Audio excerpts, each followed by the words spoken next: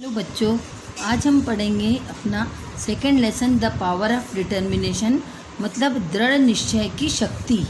सबसे पहले हम इसका अबाउट द पोएम पढ़ेंगे। Here is a real story of doctor Glenn Cunningham. ये एक डॉक्टर ग्लीन कनिंगम करके व्यक्ति थे, उनकी एक रियल स्टोरी पर बेस्ड ये लेसन है। He became severely disabled in A fire accident in his childhood, जो कि जब वो बच्चे थे उस समय उनके साथ में एक घटना हो गई थी, उसके कारण वो सीरियसली बिकम डिसेबल्ड, वो अपने शरीर से लाचार हो गए थे। The lesson highlights the power of determination, और इस लेसन में दृढ़ निश्चय की शक्ति के बारे में बताया गया है। He had and how this power enabled him to struggle against and overcome the challenges that stared him in the faith। और इस लेसन में यही बताया गया है कि किस तरीके से उन्होंने अपने जीवन में संघर्ष कर कर अपनी जो कठिनाइयाँ थी, अपनी जो डिसेबल्डनेस थी, उसको ख़त्म करा और जीवन के चैलेंज को फेस किया। Ultimately he became a fast mile runner of the world, और वह अल्टीमेटली पूरी दुनिया के सबसे तेज दौड़ने वाले धावक बने। तो ये स्टोरी किसके बारे में है? डॉक्टर ग्लीन कनिंगम के बारे में है। अरे यार लो, ये तो चालू ही नहीं। अब हम अपना सेकंड लेसन एक्सप्लेन करते हैं। द पावर ऑफ डिटर्मिनेशन, मतलब दृढ़ निश्चय की शक्ति।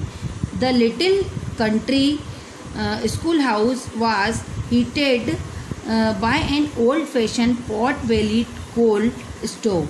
एक बार एक छोटे गांव के स्कूल में एक पुरानी तरह की ओल्ड फैशन सिगड़ी, पॉट बेलीड सिगड़ी से उस स्कूल को गर्म किया जा रहा था, स्कूल के रूम्स को।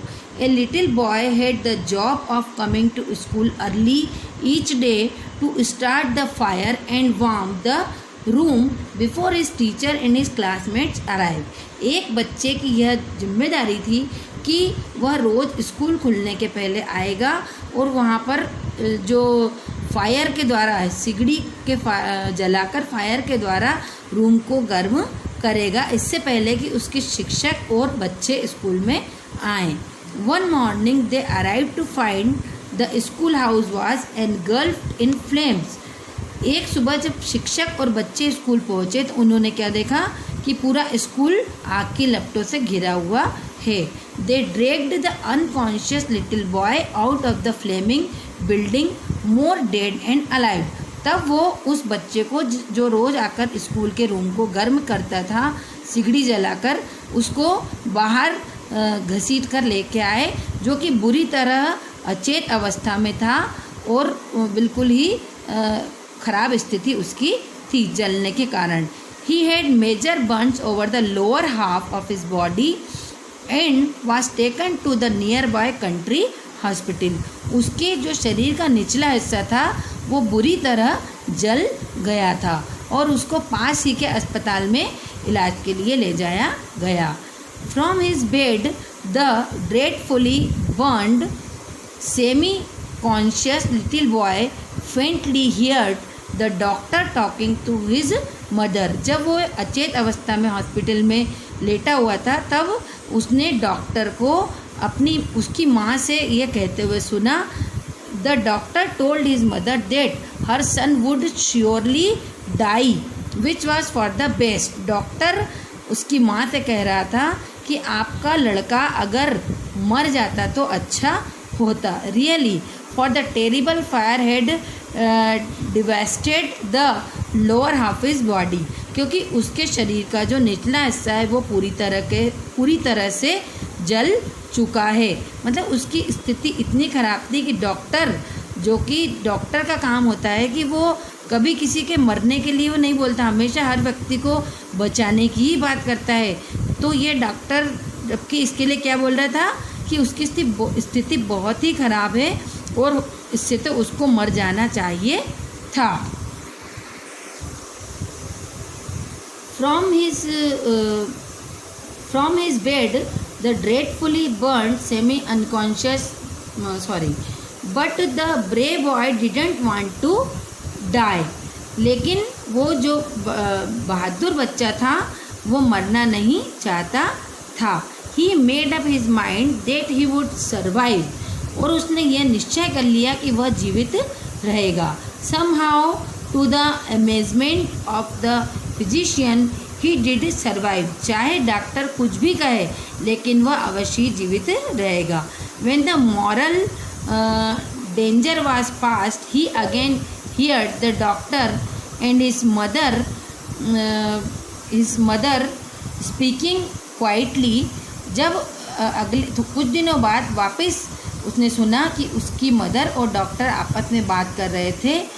The mother was told that since the fire had destroyed so much flesh in the lower part his body, उसकी माँ कह रही थी कि चूँकि उसके शरीर का बहुत निचले वाला जो हिस्सा बहुत अधिक जल गया है, it would have been better if he had died. तो ये बहुत अच्छा होता कि वह मर जाता. Since he was doomed to be a lifetime cripple with no use at all of his lower limbs. इसकी अपेक्षा कि वो सारी ज़िंदगी एक अपाहिज बनकर घूमे, उसका मर जाना ही बेहतर था. But the brave boy didn't want to die. He made up his mind that he would survive. लेकिन जो बहादुर बच्चा था वो मरना नहीं चाहता था और उसने अपने दिमाग में निश्चय माइंड बना लिया था अपना कि वो जीवित अवश्य जीवित रहेगा. Somehow, to the amazement of the physician, he did survive. When the चाहे डॉक्टर कुछ भी कहे वो अवश्य जीवित रहेगा. When the mortal danger was past, he again heard the doctor and his mother speaking quietly. जब कुछ दिनों बाद जब थोड़ा खतरा कम हो गया तो उसने डॉक्टर से को फिर उसकी माँ से बात करते हुए सुना.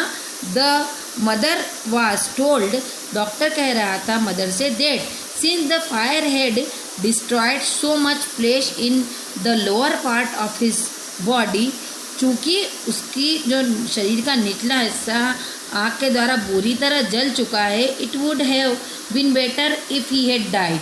तो ये ज़्यादा अच्छा होता कि वह मर जाता. Since he was doomed to be a lifeline cripple with no use at all of his lower limbs. क्योंकि अन्यथा उसको सारा जीवन एक अपाहिज बनकर बिताना पड़ेगा और उसके शरीर का निचला हिस्सा कभी भी काम नहीं करेगा. तो देखिए मतलब उसकी स्थिति इतनी खराब थी कि एक डॉक्टर तक कह रहा था कि वह जीवित रहने की अपेक्षा उसको मर जाना चाहिए था.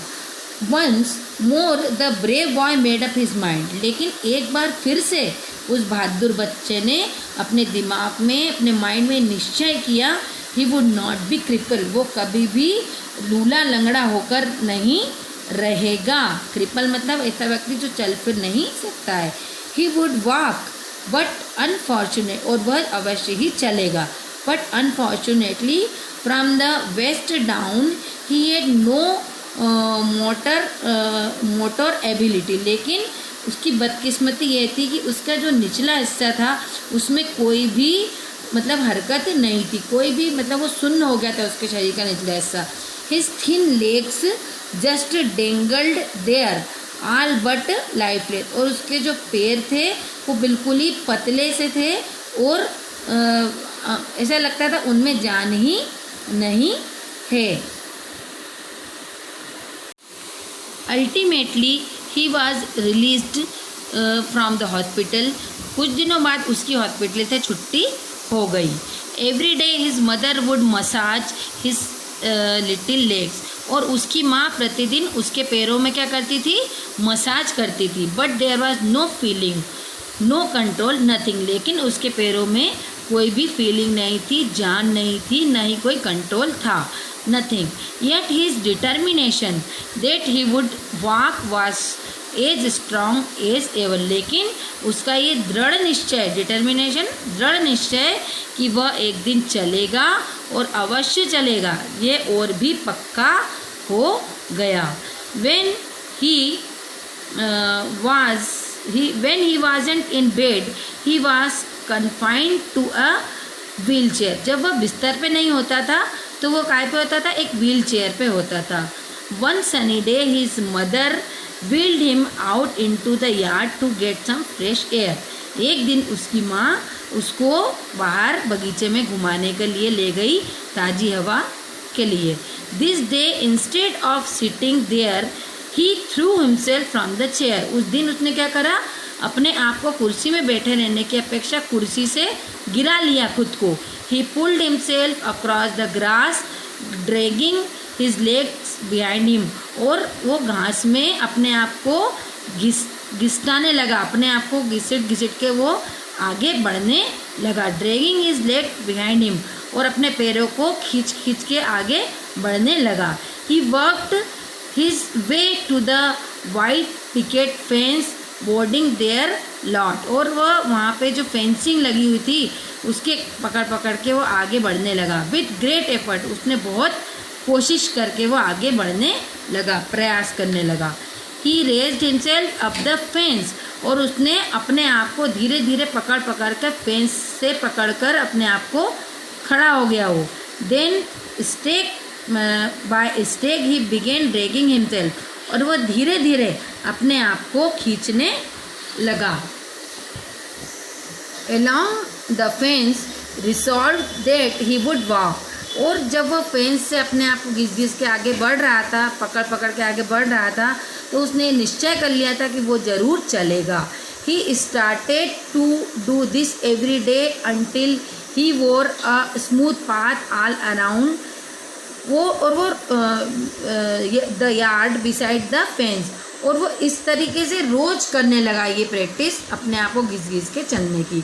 देर was nothing he wanted more than to develop life in his legs. वो और कुछ नहीं चाहता था, वो क्या चाहता था, केवल ताकि उसके पैरों में जान आ जाए। Ultimately through his daily massage iron persistence and resolute determination, रोज उसके डेली मसाज के द्वारा, उसकी दृढ़ निश्चय शक्ति के द्वारा और उसका पक्के आत्मविश्वास के द्वारा उसने he did develop the ability to stand up. उसने अपने आप को इतना डेवलप कर लिया कि वो खड़ा होने लगा।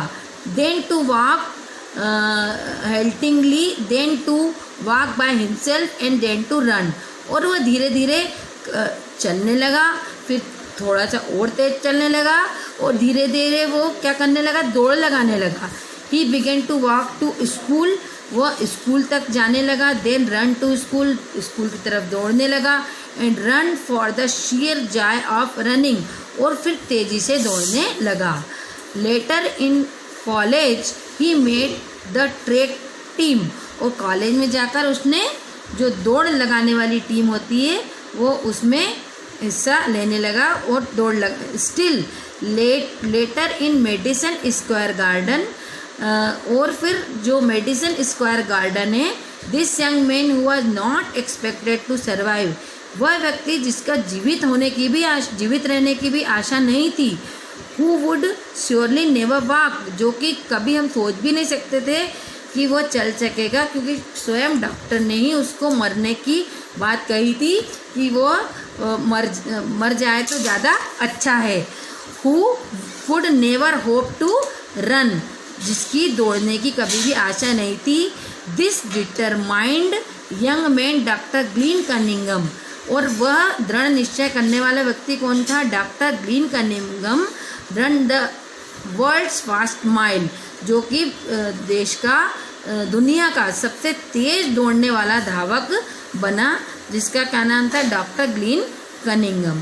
तो बच्चों, इस स्टोरी से हमें ये शिक्षा मिलती है कि अगर हम दृढ़ निश्चय कर लें किसी भी बात के लिए, तो हम कठिन से कठिन स्थिति को भी सरल बना सकते हैं और अपनी लाइफ में आगे बढ़ सकते हैं। Thank you.